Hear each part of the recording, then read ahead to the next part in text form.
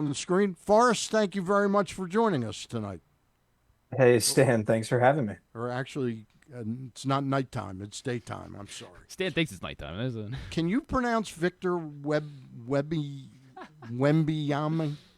Wow, you're gonna really break me into the show. Yeah. How about Joseph Zerwa? Can you That pronounce that one, name? we can do that one around here. All right. Let's start with him for a second because it's been a long time since the Orioles have invested draft capital as high as they did last year in picking Zerwa. He's coming along pretty nicely, isn't he? Yeah, absolutely. It's been incredible to watch him settle into the professional routine. He's worked incredibly hard to prepare his body, from the moment he got to the complex last summer through the off season, and you're seeing the fruits of that labor. It was great to see him in the spring breakout game, and then really put it together in A ball and earn a new challenge. I'm sure you don't like to put time limits on people. Is it possible he could end the year in Norfolk this year? Is that a possibility, or you don't even want to start projecting that type of speed? Hey, let's let him be where his feet are, Okay. competing night in, night out, and if he keeps pitching great, he'll control his own destiny there. All right. Fair enough. Fair enough. Before we talk about some other specific names, I wanted to talk a little bit about your background. How did you come to the Orioles? I know it was through Cincinnati, but Cincinnati, I think, liked you. So why did they allow the Orioles to talk to you? That's a great question. They shouldn't have should they?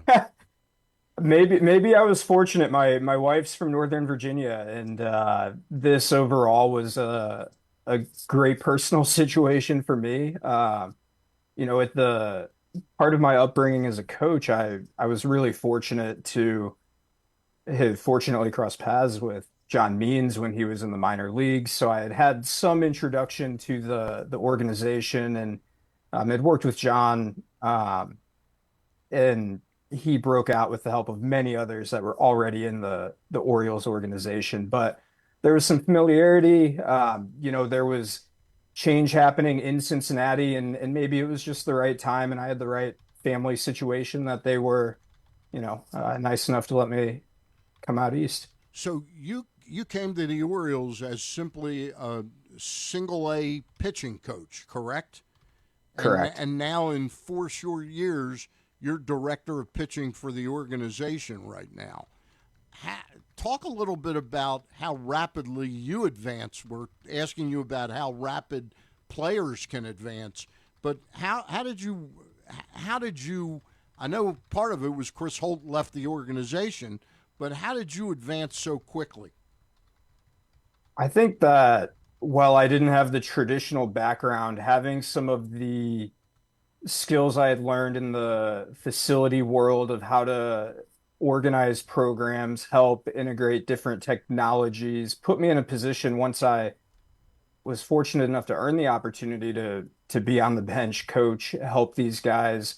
It took me some time, like anybody, but started to figure out how can we merge all of this. And I've been really fortunate to align with the organization and our players in we call it a growth mindset. That's cliche, but I try to learn from those around me. And I was fortunate when Chris Holt was the pitching coach. He spent plenty of time and energy helping develop me and things I hadn't seen yet in the game, and what's around the corner. And I try to learn from our veteran pitchers that are here currently and have been here, and really try to be a melting pot of good information, but you know, good experience from different areas, and not trying to do it one way, but do it the way the player needs it done for them. And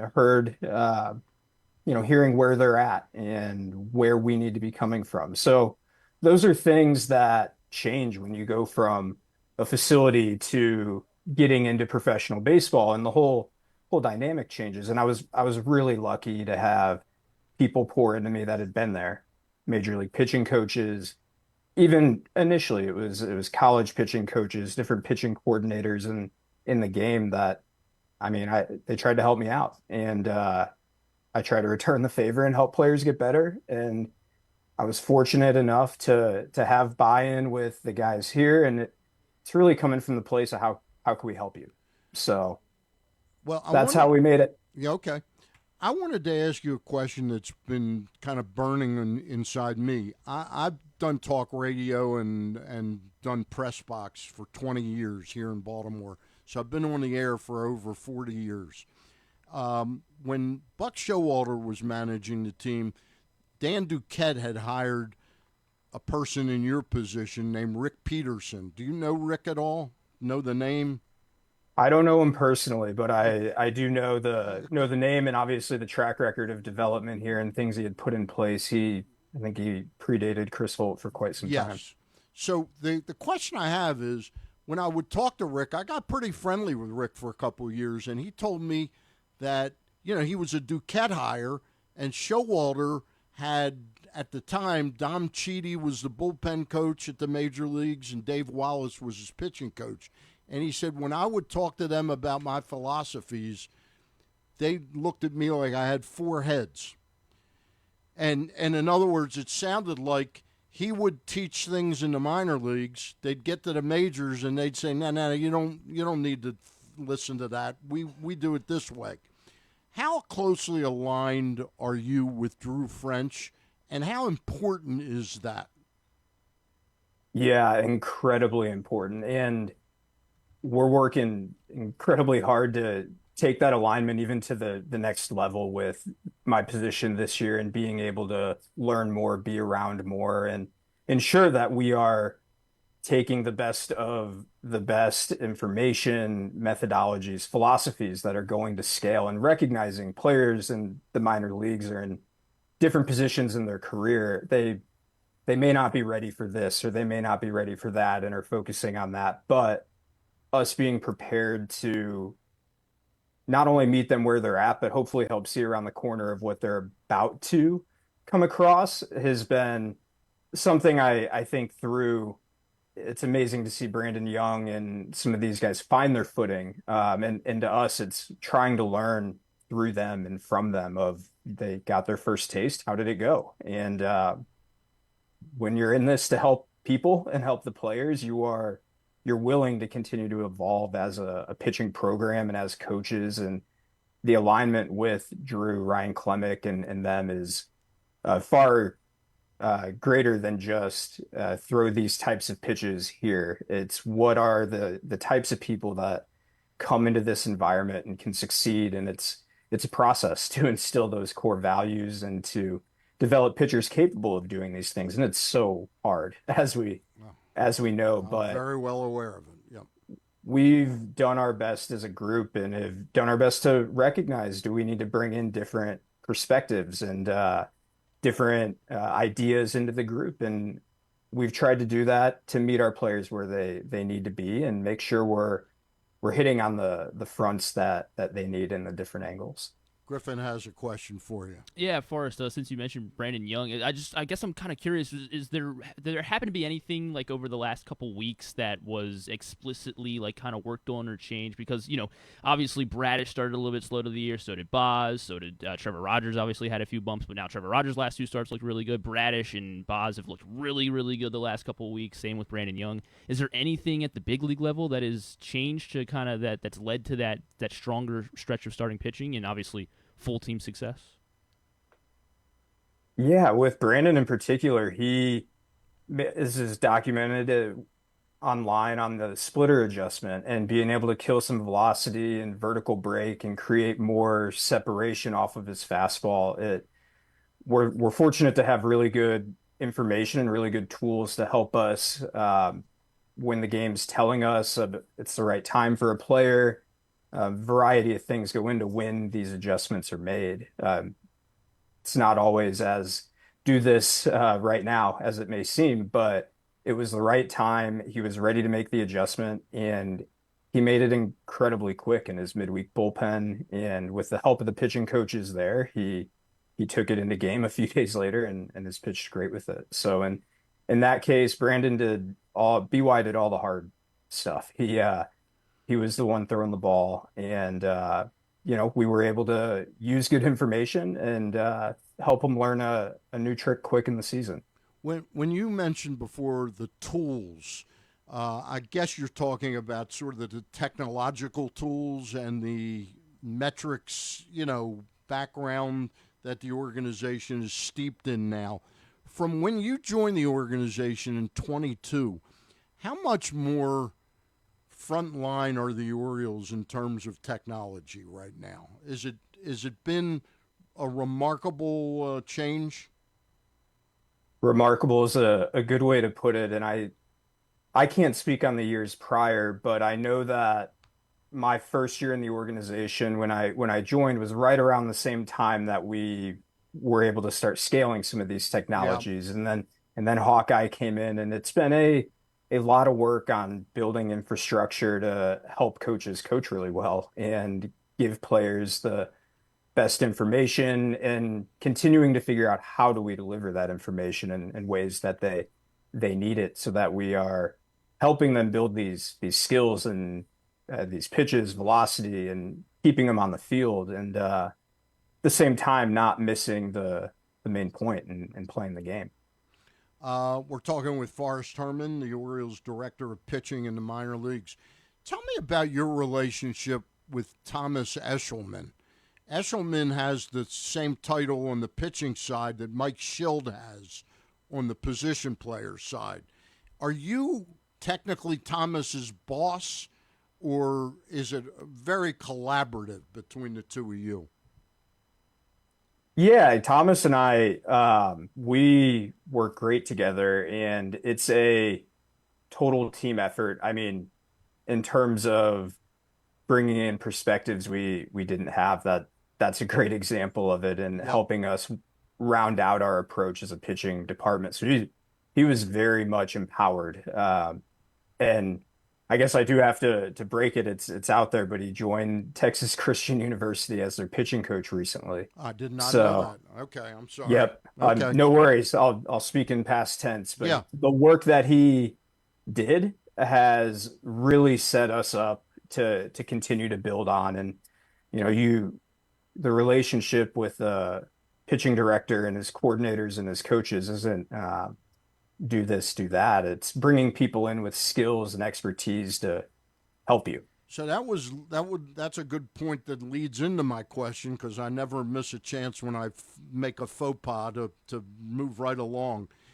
Do you get to choose who replaces Thomas Eshelman, or is that a Mike Elias job? The faith in you to hire the coaches that coach in the minor leagues.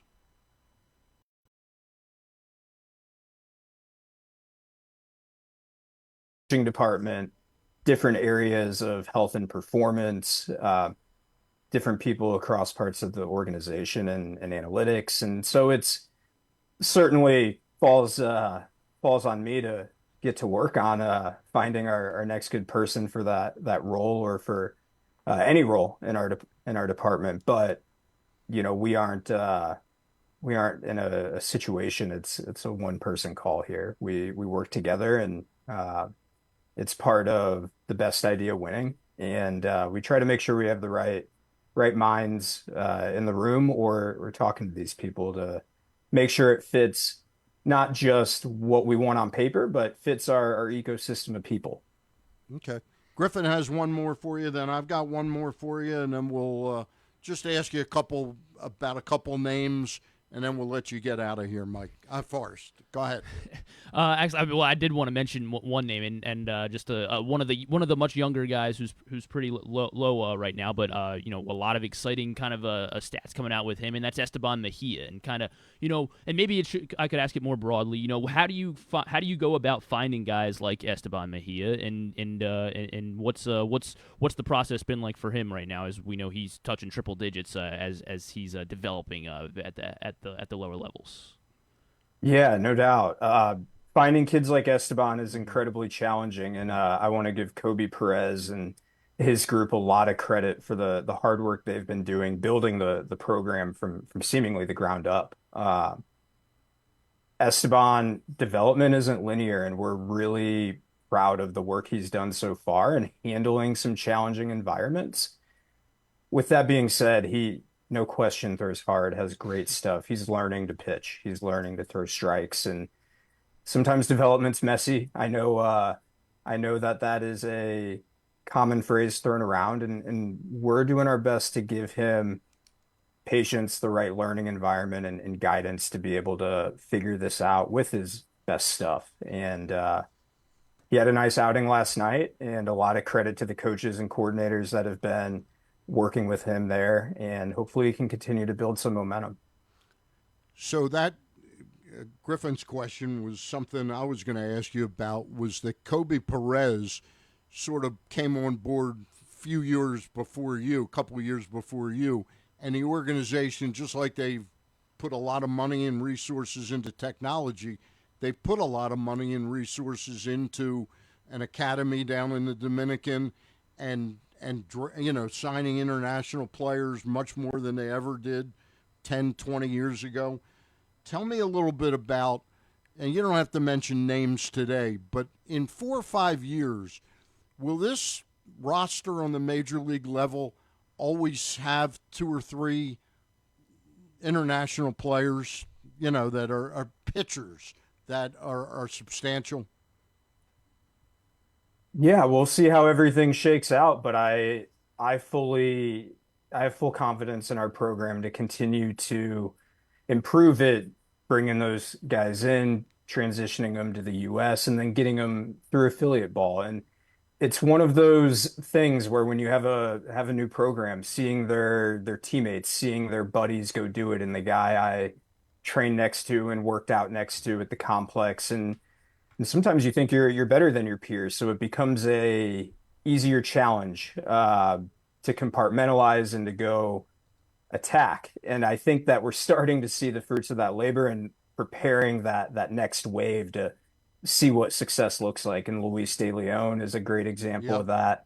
Yaber Cartaya, Yaki Rivera was acquired in a trade, Yep. but the those players have been woven into the, amongst others, the fabric of our international pitching program, and are going to be the great examples for the guys that are coming behind them. Tell me a little bit about 3 names. Trey Gibson, who we've seen a little bit at the major league level, Nestor German, Levi Wells, and I'm going to throw a 4th name in because I'd love to know where you think Cade Povich can eventually fit on this ball club. Yeah, four great pitchers there. It's been incredible to see Trey and Nestor compete together, compete against each other through the minor leagues. They both came, end of the draft, non-drafted free agents. So they came in with that growth mindset and with that just incredible focus and work ethic that they've not let off the gas one bit, and they've continued to stack skills, but they've continued to learn that at different levels and different parts of the game, it's going to call for different parts of my brain, different parts of, is it my delivery and learning to develop velocity? It is early, and it's learning how to pitch late, and you're starting to see Trey, Nestor, you were starting to see Levi learn to go deeper into games, and it's part of the process for those guys, but they have worked incredibly hard to build the foundational skills. And I think we really believe in them as all 4 of those guys as humans to be able to get through the challenges early in a major league career, and that initial for some players shock, and other times they're able to handle it incredibly well. And I think we were able to see Trey Gibson do that in Yankee Stadium against Tampa, and even Cam Weston the other night in a close game. Forrest, my last question for you is about a pitcher on the major league roster right now who I look at, and early in the year he had great success, and this is Anthony Nunez, in leverage situations, not necessarily a closer per se, but he was pitching in the 7th, 8th innings quite a bit.